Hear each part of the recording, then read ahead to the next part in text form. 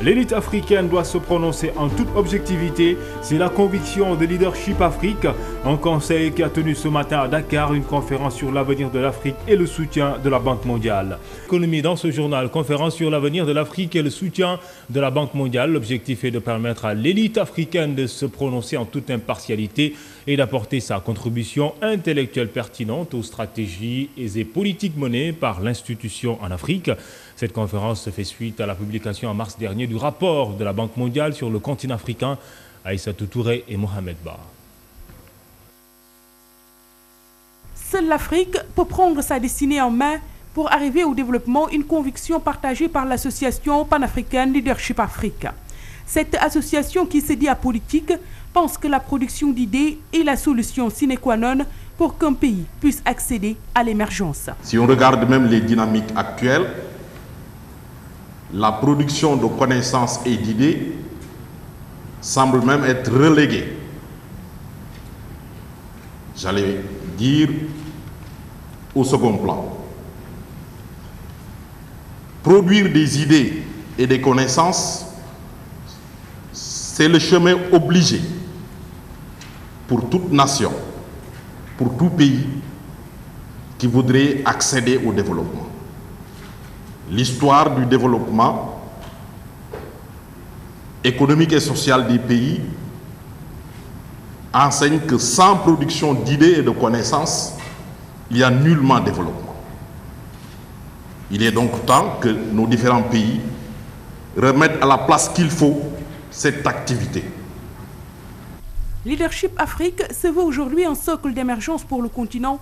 L'élite africaine est invitée à apporter sa contribution intellectuelle pertinente sur le devenir de l'Afrique. Nos économies, depuis les indépendances, sont structurées d'une façon qui est que l'essentiel du financement du développement vient de nos partenaires extérieurs.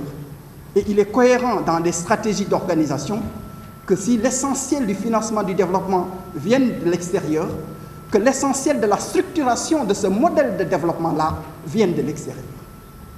Et il est extrêmement important, un moment dans l'histoire, pour l'Afrique, de faire le point. C'est ce que nous tentons de faire. De dire depuis combien de temps ça ne marche pas, qu'est-ce qui ne marche pas. Et une des causes que nous avons identifiées, il y en a plusieurs, c'est la faiblesse de la force de proposition technique de l'élite africaine. Le progrès est une conjonction entre deux choses. Une dynamique interne qui rencontre une innovation externe. Et c'est à la rencontre de ces deux que les gens qui sont concernés par le progrès absorbent ce qu'ils ont appris ailleurs, la redéterminent dans leur chemin historique. Cet exercice-là, de notre point de vue, est faible en ce qui concerne le leadership de l'élite africaine en termes de production intellectuelle sur les intrants techniques qui structurent nos choix de développement. La Banque mondiale veut pour sa part faire en sorte que le taux de croissance puisse atteindre les 8%, une croissance soutenue et durable qui puisse générer des emplois sûrs et non vulnérables. La Banque mondiale mise dans ce cas sur un partenariat ouvert avec l'Afrique. La Banque mondiale, qui c'est le seul fournisseur de financement, l'image d'une Banque mondiale autoritaire qui s'impose, qui met des conditions, c'est une image qui existe dans la tête de notre client, pas de tous les clients, mais de beaucoup de clients, mais aussi c'est une image vieille, très vieille. Ces banques mondiales n'existent plus. Et en effet, il n'a pas existé depuis 1990. La banque a beaucoup changé pendant les dernières 20 années.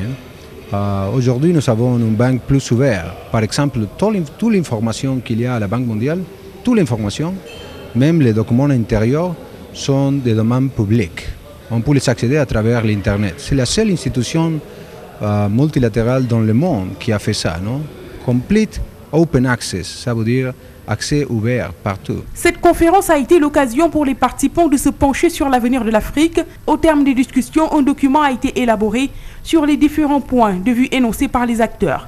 Document qui sera soumis à l'appréciation des acteurs.